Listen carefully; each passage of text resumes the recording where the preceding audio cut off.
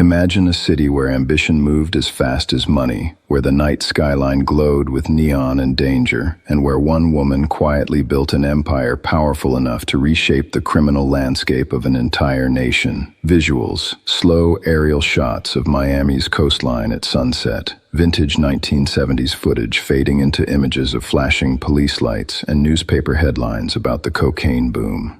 In the turbulent world of international drug trafficking during the 1970s and 1980s, one name rose above the chaos with a mixture of fear and fascination: Griselda Blanco. Long before streaming documentaries and crime dramas retold her legend, she was already a whispered presence in the streets of Miami, a figure both elusive and terrifying, known for strategic brilliance and an unrelenting willingness to use violence as a tool of control. Her story did not begin in luxury or power. It began in poverty, in the harsh neighborhoods of Colombia, where survival often demanded toughness long before childhood had a chance to fully exist. Born in Cartagena and raised in Medellin, Blanco grew up in environments shaped by instability, limited opportunity, and the shadow of organized crime. The Colombia of her youth was a country where inequality and underground economies flourished side by side. For many young people, legitimate paths to wealth were narrow and uncertain. For those who were bold, ruthless, or desperate enough, the black market offered a different kind of ladder to climb. By her teenage years, Blanco had already been exposed to crime as a way of life. Stories about her early involvement in illicit activities painted a picture of someone who understood quickly that power often belonged to those willing to take risks others feared. As the global demand for cocaine began to rise in the late 1960s and early 1970s, Colombia became a central hub for production. What had once been a relatively small-scale trade started to evolve into a massive, highly profitable industry. Traffickers realized that American cities, particularly those with vibrant nightlife and growing wealth, represented untapped markets. Blanco recognized this opportunity with remarkable clarity. She saw not just a product to sell, but a system to build. While many criminals focused on quick gains, she focused on infrastructure, on networks, and on long-term control of distribution channels that would guarantee a steady and expanding flow of revenue. Her early ventures took her to New York, where she began establishing connections that would later prove invaluable. The city in the 1970s was itself a complex ecosystem of organized crime families, street gangs, and underground entrepreneurs. Navigating that environment required more than aggression. It required strategic thinking and the ability to negotiate, intimidate, and adapt. Blanco demonstrated a keen understanding of logistics. She explored innovative smuggling techniques, including the use of hidden compartments in clothing and luggage, methods that would later become common practice in international trafficking. Rather than relying solely on intermediaries, she aimed to control every stage of the supply chain, from production in Colombia to street-level distribution in the United States. Visuals: archival footage of 1970s New York streets, cargo planes taking off, close-up shots of suitcases and customs inspections. As her operations expanded, she began to cultivate a reputation that was both an asset and a weapon. In an industry dominated by men, her rise was unusual and unsettling to competitors. She did not fit the expected mold of a cartel leader, and that unpredictability worked in her favor. Associates described her as calculating, always thinking several steps ahead. Rivals learned that crossing her could carry deadly consequences. The nickname Cocaine Godmother would eventually follow her, not just because of the scale of her enterprise, but because of the authority she commanded over those within it. When Blanco shifted her focus to Miami, she entered a city on the brink of transformation. Miami in the late 1970s was growing rapidly, fueled by immigration, tourism, and investment. Its geographic proximity to the Caribbean made it an ideal gateway for narcotics entering the United States. As cocaine consumption surged, so did the competition among traffickers, eager to control the lucrative South Florida routes. Blanco saw Miami not merely as a market, but as the strategic heart of a new cocaine era. By establishing distribution hubs there, she could funnel massive quantities of product into the American interior. Her organizational model was sophisticated for its time. Instead of relying on loosely connected street dealers, she structured her network with layers of management, couriers, enforcers, and distributors, each with defined roles. This hierarchy minimized risk at the top while maximizing efficiency at every level. Profits flowed upward while orders flowed downward with strict discipline. Money laundering operations were developed to disguise the immense revenue generated by cocaine sales. Real estate investments, front businesses, and complex financial arrangements helped conceal the scale of her wealth. But with growth came violence. The competition in Miami was fierce, and disputes over territory or unpaid debts often escalated quickly. Blanco's response to threats was rarely cautious. She was known for authorizing contract killings to eliminate rivals or enforce loyalty. These acts were not random outbursts. They were calculated demonstrations meant to send clear messages. Fear became a strategic instrument. In an environment where law enforcement struggled to keep pace with the rapidly expanding drug trade, reputation could be as powerful as any weapon. Visuals, newspaper headlines about Miami drug violence, police crime scene tape, crowded nightclub scenes fading into flashing sirens. The late 1970s and early 1980s marked the height of what would later be remembered as the Miami Cocaine Wars. Shootings in broad daylight, explosive devices, and targeted assassinations created an atmosphere of constant tension. While many players contributed to the chaos, Blanco's operations were frequently cited as a major force behind the surge in violence. The city's image shifted dramatically from a tropical paradise to a battleground for cartel interests. Media coverage amplified the sense of crisis, and Miami became synonymous with the excess and brutality of the cocaine boom. Yet beyond the headlines, Blanco continued refining her enterprise. She invested in faster transportation methods, including the use of speedboats and small aircraft capable of evading detection. Routes were adjusted frequently to avoid interception. She diversified contacts, ensuring that no single disruption could cripple the entire network. This adaptability allowed her organization to remain resilient, even as law enforcement agencies began dedicating more resources to combating narcotics trafficking. Her approach influenced how later cartels structured their own operations, emphasizing compartmentalization and strategic planning over impulsive expansion. The personal mythology surrounding her also grew. Stories circulated about her temperament, her loyalty to a small inner circle, and her willingness to eliminate perceived betrayal. Whether every story was true or embellished, the effect was the same. Her name carried weight. For those within her network, loyalty was rewarded with wealth and protection. For those outside it, especially competitors, the risks were severe. In the underworld economy of cocaine, perception shaped reality, and Blanco understood how to control both. As profits soared into the millions, the broader social consequences became impossible to ignore. Cocaine flooded American cities, fueling addiction, crime, and social instability. In Miami, neighborhoods experienced dramatic shifts as money from the drug trade poured into luxury cars, mansions, and high-end businesses, while at the same time, violence eroded public safety. Blanco's empire was not the sole cause of this transformation, but it was undeniably a central force within it.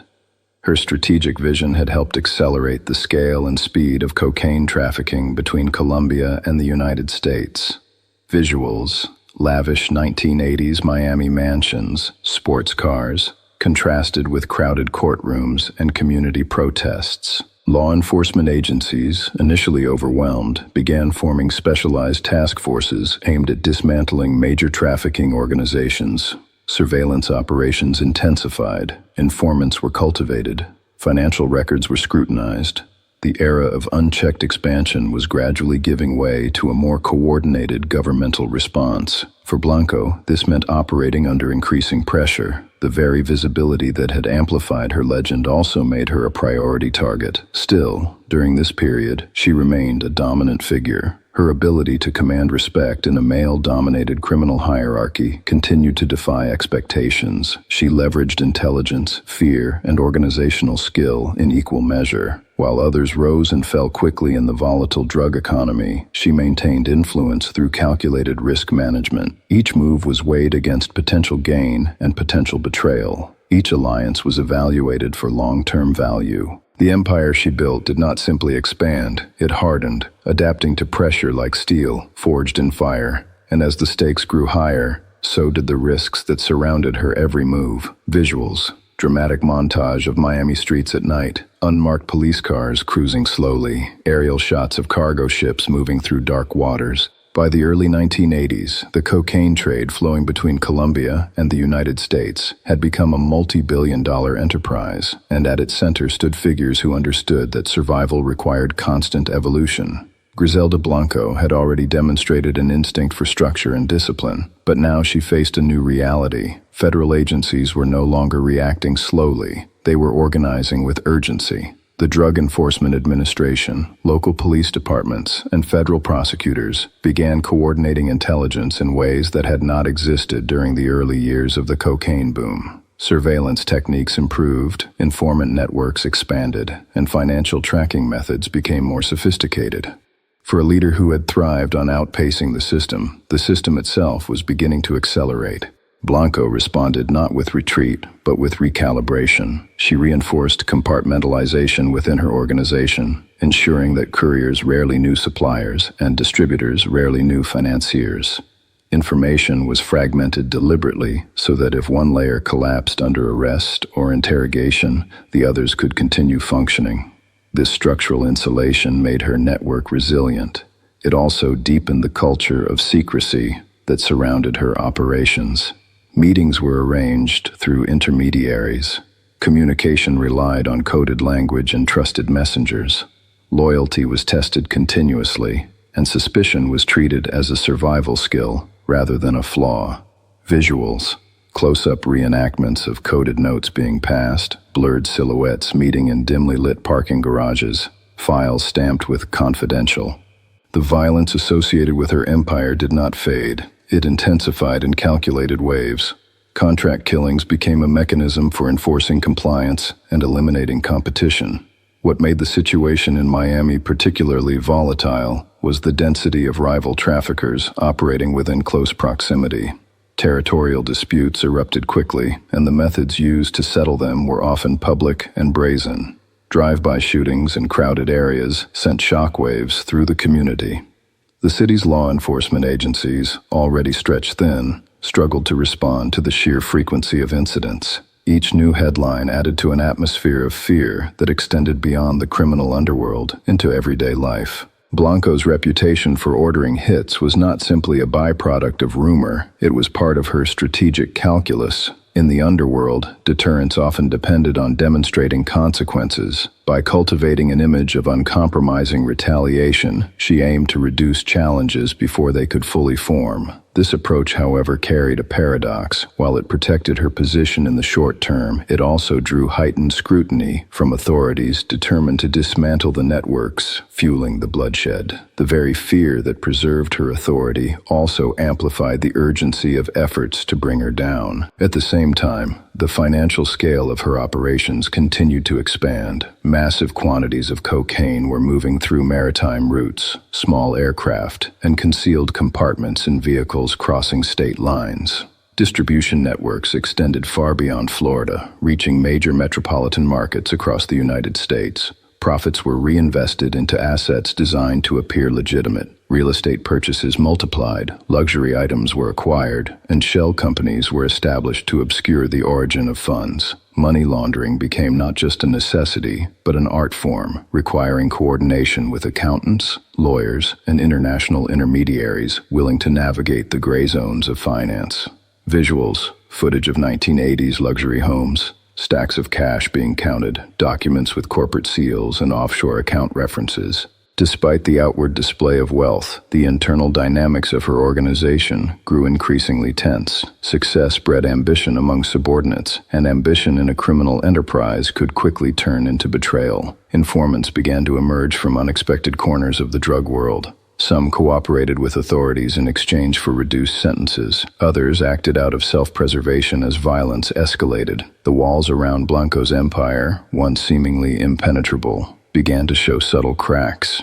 Investigators pieced together fragments of testimony, financial records, and surveillance data, slowly constructing a broader picture of her network's reach. Her personal life intertwined with her criminal operations in ways that further complicated her situation.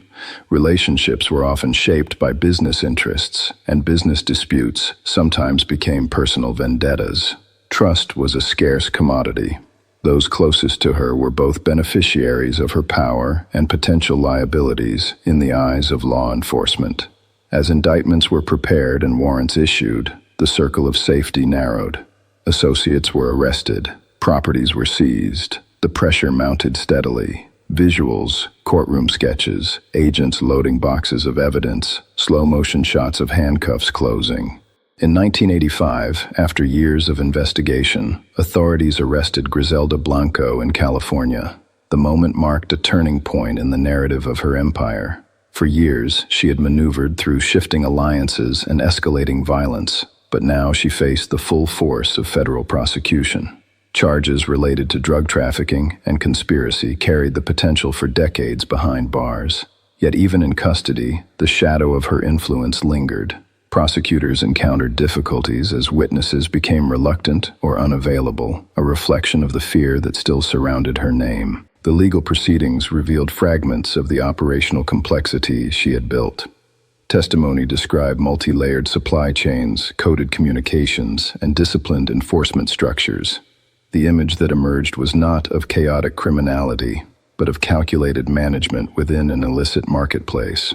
Her rise had been fueled by strategic foresight, but her fall was shaped by the cumulative weight of evidence and the evolving capacity of law enforcement to track and dismantle large-scale trafficking organizations. While she awaited trial and navigated the legal system, Miami itself began to change. The most explosive years of the cocaine wars gradually subsided, though the social scars remained. Entire neighborhoods had been reshaped by the influx of drug money and the violence it generated. Public policy shifted toward harsher sentencing and expanded federal authority in narcotics cases. The era had forced a reckoning about the vulnerabilities within American cities and the international dimensions of organized crime. Blanco's story was woven into that broader transformation, emblematic of both the ambition that fueled the trade and the devastation it caused. Visuals, archival news anchors reporting on federal crackdowns, urban redevelopment projects, families walking through neighborhoods once marked by violence. During her years in prison, the mythology surrounding her life continued to circulate. Books, investigative reports, and whispered accounts from former associates sustained her notoriety. She became a symbol of an era when cocaine profits seemed limitless, and the boundaries of criminal enterprise were constantly expanding. For some observers, her story represented a cautionary tale about unchecked ambition and moral compromise. For others, it illustrated the complexities of power within a male-dominated underworld where survival demanded exceptional toughness. Her incarceration did not erase the structural innovations she had introduced. The compartmentalized network model, the emphasis on logistics, and the integration of financial concealment strategies influenced later trafficking organizations. Even as new cartels rose to prominence, the operational blueprint she helped refine remained visible. In that sense, her impact extended beyond her personal freedom. It became embedded in the evolving architecture of international drug trafficking. Visuals, animated map tracing cocaine routes from Colombia to the United States. Overlays of organizational charts dissolving into prison bars. Years later, after serving time, she would eventually be deported back to Colombia. The once dominant queenpin returned to a country that had itself undergone profound change. The Medellin of her youth had been transformed by its own battles with cartel violence and government intervention. The global drug trade had shifted in structure and geography. New players controlled routes, and new strategies defined competition. Yet the legend of her reign during Miami's cocaine era persisted, anchored in the memory of a time when one woman's strategic mind and ruthless resolve altered the balance of power within a volatile industry. Her life invites difficult reflection. It challenges assumptions about leadership, gender, and the forces that drive individuals toward extreme paths. It underscores how systems of inequality and opportunity can intersect with personal ambition to produce outcomes that reverberate across borders. And it highlights the devastating cost of enterprises built on addiction and violence. The wealth generated by her network was measured in millions, but the human toll was measured in lives disrupted and communities scarred. By the early 1980s, the narrative of Miami's cocaine era could not be told without mentioning her impact. She had helped pioneer distribution models that moved unprecedented quantities of cocaine into American markets. She had demonstrated that leadership in organized crime was not limited by gender, but defined by strategy and ruthlessness. And she had left a trail of violence that would permanently alter the city's history. This was only the beginning of her story, the ascent of a woman who refused to remain in the shadows and instead carved out her own place at the top of a brutal industry. Her rise from poverty in Colombia to power in Miami was not accidental. It was engineered through ambition, calculation, and a relentless pursuit of control. In the chapters that followed, the consequences of that pursuit would grow even more dramatic as law enforcement closed in and the empire she built faced its greatest tests. As the second chapter of her story closes, what remains is not merely a tale of crime, but a study in power and consequence. The empire that once dominated headlines ultimately faced the weight of law and time. Yet the imprint it left on Miami, on the structure of the cocaine trade, and on the cultural imagination endures. In understanding the trajectory of Griselda Blanco, we confront the realities of an era defined by ambition without restraint, by strategy sharpened through brutality, and by a city forever changed by the rise and fall of a ruthless queenpin. Time has a way of reducing even the most feared empires to memories, but some legacies refuse to fade, lingering in the streets they once dominated and in the systems they helped shape. Visuals, slow-motion shots of modern Miami at sunrise, waves rolling onto the shore, archival images dissolving into present-day cityscapes. After years behind bars and eventual deportation to Colombia, Griselda Blanco returned to a homeland vastly different from the one she had left decades earlier. The Colombia she stepped back into had endured its own violent reckonings with cartel power, government crackdowns, and shifting alliances within the global drug trade. The Medellin that once served as a breeding ground for ambitious traffickers had changed under intense international scrutiny and internal reform. Yet even in this altered landscape, her name still carried weight. It evoked memories of an era when cocaine profits seemed unstoppable and when strategic ruthlessness could propel a single individual to the pinnacle of a brutal industry.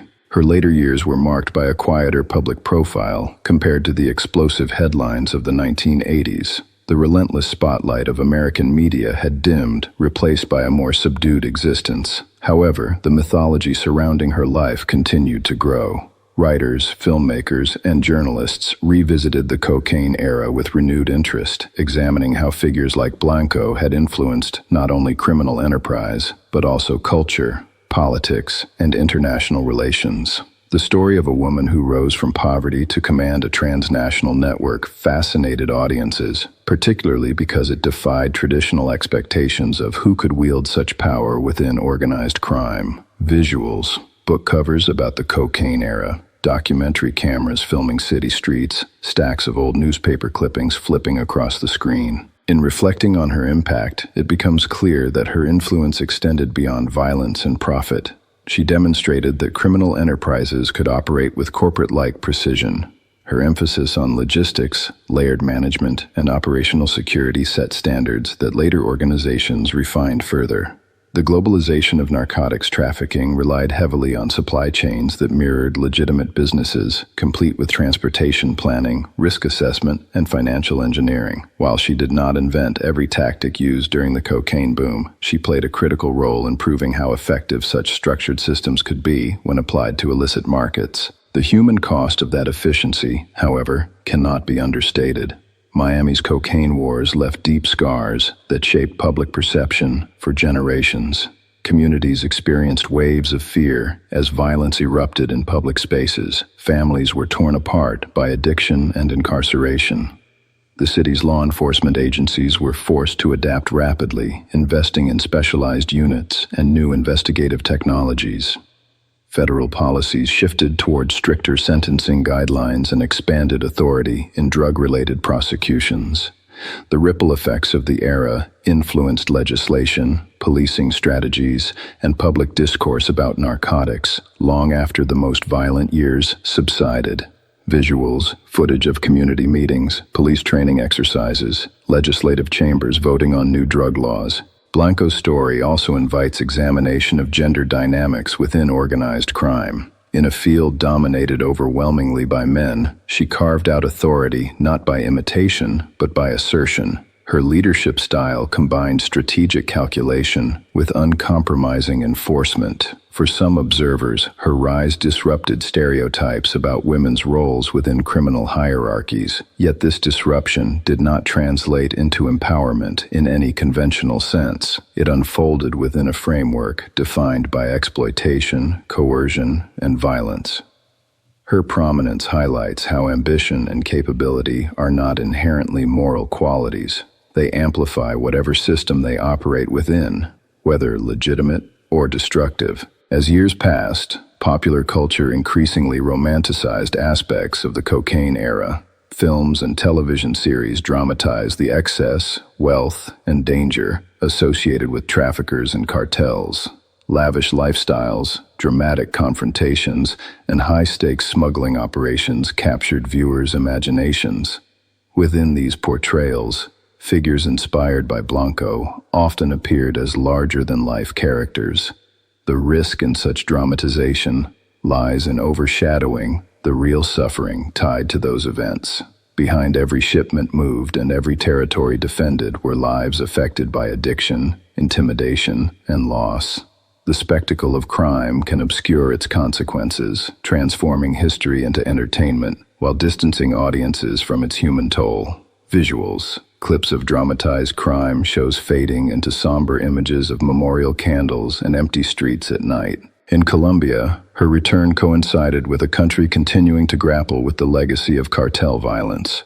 Government reforms, peace processes, and economic initiatives aimed to move beyond decades of conflict linked to narcotics trafficking. Yet the global demand for drugs persisted, sustaining underground economies in new forms. The trade adapted geographically, shifting routes and methods to evade detection. In this evolving context, Blanco's earlier innovations in compartmentalization and logistical planning remained relevant examples of how illicit networks could thrive under pressure. Her death in 2012 marked the final chapter of her personal journey, closing a life that had traversed extreme poverty, immense wealth, fearsome authority, incarceration, and eventual obscurity. The manner of her death, occurring in Colombia, carried a symbolic weight, reflecting the cyclical nature of violence within the world she once commanded. News of her passing reignited discussions about her legacy. Some viewed it as the inevitable conclusion of a life steeped in danger. Others saw it as the end of a defining figure from one of the most turbulent chapters in Miami's history. Visuals, breaking news graphics from 2012, Colombian city streets, candlelight vigils, and silent urban landscapes. What endures most strongly is the transformation she helped accelerate. Miami today is a global city known for finance, tourism, art, and culture, yet the shadow of its cocaine-era past remains part of its identity. Skyscrapers and revitalized neighborhoods stand where once gunfire echoed. Law enforcement agencies operate with far greater coordination and technological sophistication than during the early years of the drug boom. Public awareness about addiction has shifted toward a more complex understanding of health and policy. These changes did not occur solely because of one individual, but her actions were undeniably intertwined with the forces that pushed institutions to evolve. Her life also serves as a lens through which to examine the broader mechanics of illicit markets. Supply and demand create incentives that transcend borders. When profit margins are immense and enforcement uneven, individuals willing to embrace risk can rise quickly. The cocaine era demonstrated how globalization, transportation infrastructure, and financial systems could be exploited to move products and money across continents. In studying figures like Blanco, analysts gain insight into how criminal enterprises mirror legitimate corporations in structure while diverging sharply in ethical grounding. Visuals, animated graphics comparing corporate organizational charts with shadowy network diagrams, cargo ships crossing oceans, airplanes lifting off at dusk. At the same time, her story underscores the limits of power built on fear. Intimidation can secure loyalty temporarily, but it often breeds instability. Violence can eliminate rivals, yet it also attracts scrutiny and retaliation. The balance between expansion and exposure is delicate within any illegal enterprise. Blanco managed that balance for years, through calculated moves and strict internal discipline. But eventually the combined forces of law enforcement, internal betrayal, and systemic pressure narrowed her options. Her trajectory illustrates how even the most formidable criminal leaders operate within constraints shaped by both human and institutional responses. In considering the arc of her life, it becomes evident that the narrative is neither simple nor singular. It encompasses themes of ambition, resilience, brutality, innovation, and consequence. It reveals how environments marked by inequality and limited opportunity can intersect with personal drive in explosive ways. It demonstrates how cities can be reshaped by underground economies as profoundly as by legitimate investment, and it challenges audiences to look beyond sensational headlines to understand the structural forces that allow such figures to rise. Visuals. Montage blending childhood photos of urban neighborhoods, bustling Miami nightlife from the 1980s, and present-day skylines bathed in calm daylight. The fascination with her story persists because it sits at the crossroads of crime history and social transformation. She was not merely a participant in the cocaine boom, she was one of its architects. Her strategic mind influenced operational methods that outlived her direct control. Her ruthlessness intensified conflicts that forced cities and governments to adapt. Her rise demonstrated how quickly power could accumulate in a rapidly expanding illicit market. Her fall revealed the vulnerabilities inherent in that same system. As we step back from the details of shipments, arrests, and headlines, what remains is a complex portrait of a woman who shaped and was shaped by a turbulent era. Her life cannot be separated from the broader currents of global demand, economic disparity, and institutional response. The Miami cocaine era stands as a stark reminder of how interconnected our world is, how actions in one region can reverberate across oceans, and how the pursuit of profit without regard for consequence can destabilize entire communities. As the second chapter of her story closes, what remains is not merely a tale of crime, but a study in power and consequence. The empire that once dominated headlines ultimately faced the weight of law and time. Yet the imprint it left on Miami, on the structure of the cocaine trade, and on the cultural imagination endures. In understanding the trajectory of Griselda Blanco, we confront the realities of an era defined by ambition without restraint, by strategy sharpened through brutality, and by a city forever changed by the rise and fall of a ruthless queenpin. In understanding her story, we do not celebrate the violence or glorify the wealth generated through suffering. Instead, we examine the mechanisms that allowed such power to emerge and the lessons that can be drawn from its aftermath. The legacy of Griselda Blanco lies not only in the fear she commanded or the empire she built, but in the lasting imprint she left on cities, policies, and the collective memory of an era defined by extremes. Her journey from obscurity to dominance and back into history stands as a powerful case study of ambition unrestrained and consequence unavoidable. If you are benefiting from our topics, please subscribe, like, and turn on the bell notification so you can see our new videos early.